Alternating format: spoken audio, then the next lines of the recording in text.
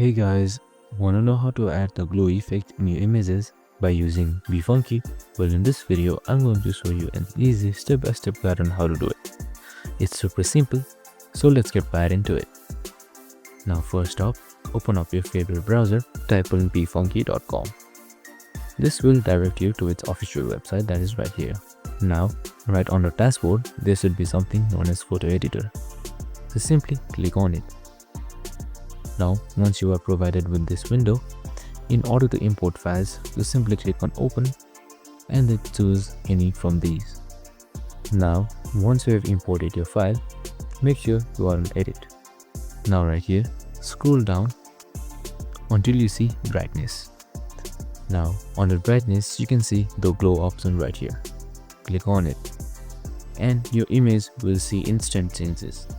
Now you can slide the slide bar to the left or right to increase or decrease glow levels. You can decrease intensity, tolerance, strength, and so much more. And once you're done with it, just simply click on apply.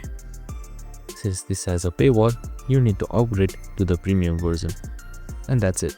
I hope this video helped. If it did, make sure to like, subscribe and tune in with us for more related videos. See you in the next one.